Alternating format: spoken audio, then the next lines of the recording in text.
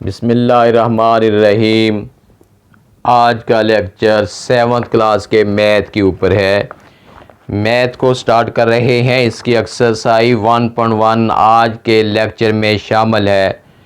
Exercise 1.1 को solve करने से पहले कुछ बेसिक इन्फॉर्मेशन है जो आपको देना बहुत ज़रूरी है।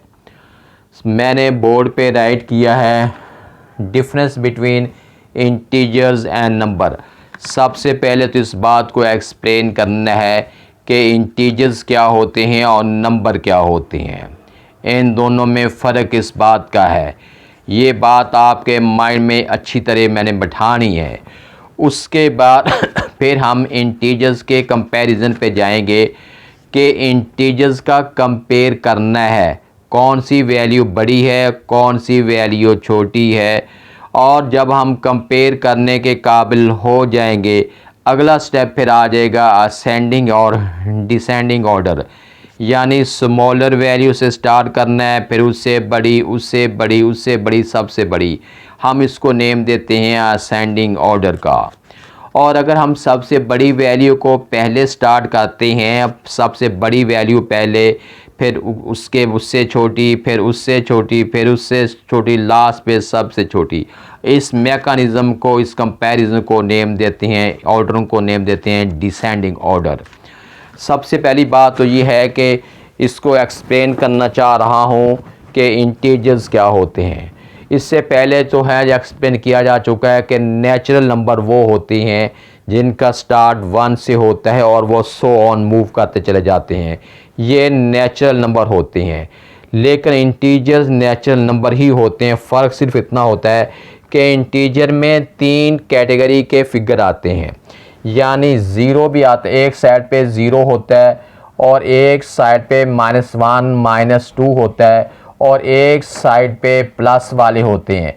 कहने का मतलब ये है कि इंटीजर्स के अंदर ज़ीरो भी आता है, जितने प्लस वाले पॉजिटिव नंबर्स होते हैं वो भी आ जाते हैं और जितने माइनस वाले होते हैं वो भी आ जाते हैं। हम इनको नेम दे देते हैं इंटीजर्स का। नंबर क्या होता है? नंबर क्या, हर नंबर के अंदर इंटीजर तो आ सकता है लेकिन हर इंटीजर में नंबर नहीं आ सकता। इसका मतलब क्या है? इसका मतलब ये है कि नंबर के अंदर तो पॉइंट वाली वैल्यू भी आ जाती है। यानी मैं लिखता हूँ, मैं इधर हेडिंग डाल देता हूँ नंबर्स का, ये मैंने लिख दिया नंबर्स। अब नंबर्स के अंदर जैसे 1.5 है ये भी आ गया है, नंबर्स के अंदर 22/7 ये भी आ गया, फ्रैक्शन भी आ गई है, नंबर्स के अंदर रूट भी आ गया है, नंबर्स के अंदर सादा वैल्यू भी आ गई है। ये सारे नंबर्स हैं। इंटीजर्स के अंदर जो इंटीजर्स होते हैं उसमें ऐसी कोई वैल्यू नहीं होती। इंटीजर्स में पॉइंट नहीं आता, इंटीजर में फ्रैक्शन नहीं आती, इंटीजर्स के अंदर रूट वाले क्वेश्चन नहीं आते। सिंपल आप ये सोच लें कि सिंपल जो काउंटिंग होती है, गिनती होती है, प्लस वाली गिनती, माइनस वाली गिनती और ज़ीरो भी इसमें शामिल हो जाए तो हम उसको नेम दे देते हैं इंटीजर्स का। नंबर के अंदर तो हर किस्म की वैल्यू आ सकती है, उसमें रूट भी आ सकते हैं, उसमें फ्रैक्शन भी आ सकती है, उसमें सादा वैल्यू प्लस वाले भी आ सकते हैं, माइनस वाले भी आ सकते हैं। हर किस्म की वैल्यू जिसमें आ जाती है हम उसे नेम देते हैं नंबर्स का। लेकिन इंटीजर्स में ऐसा कुछ नहीं होता, सिर्फ और सिर्फ सादा गिनती होती है, सादा काउंटिंग होती है। मेरे ख्याल आपको ये बात अच्छी तरह समझ में आ रही होगी। और उसके बाद अब हम इसके ऑर्डरिंग पे जाते हैं वैल्यू, और उसके बाद फिर मैंने बताना भी है कि नंबर लाइन में इसकी वैल्यू को किस तरह शो करना है। ऑर्डरिंग क्या होती है? ऑर्डरिंग का मतलब ये है कि वैल्यू आपके पास डाटा रैंडमली है, कोई वैल्यू बड़ी है, कोई वैल्यू छोटी है, कि उससे बड़ी फिर छोटी फिर बड़ी, डिफरेंट स्टाइल में वैल्यू राइट की होती है। और उस वैल्यू का हमने ख़ास अरेंजमेंट करनी है और साइन भी हम लगाएंगे, स्मॉलर का साइन।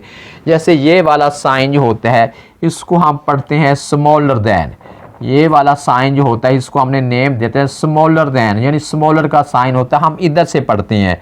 और ये वाला जो है इसको हमने नेम देना है ग्रेटर दैन भी पढ़ लें, या हम इसको नेम देने बिगर दैन, ग्रेटर दैन या बिगर दैन।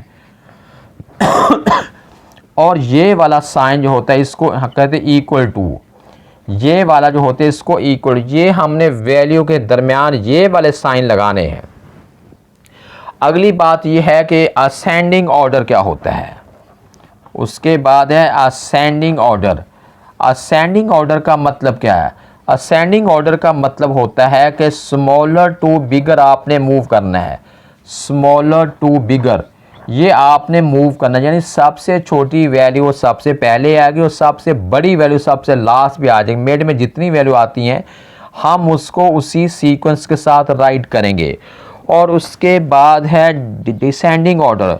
ये क्या होता है? ये वो ऑर्डर होता है कि हमने बड़ी वैल्यू बिगर टू स्मॉलर, सबसे बड़ी वैल्यू हमने पहले राइट करनी है और उसके बाद लास्ट पे सबसे छोटी वैल्यू स्मॉलेस्ट या स्मॉलर वैल्यूज है वो सबसे लास्ट में आती है। सबसे बड़ी पहले, फिर उससे छोटी, उससे छोटी, उससे छोटी, फिर सबसे छोटी।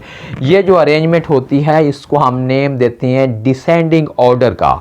ये बातें आपने अच्छी तरह माइंड में बैठानी है क्योंकि हमारी एक्सरसाइज जो 1.1 है जिसको अभी मैं सॉल्व करने लगा हूँ उसमें यही कुछ है।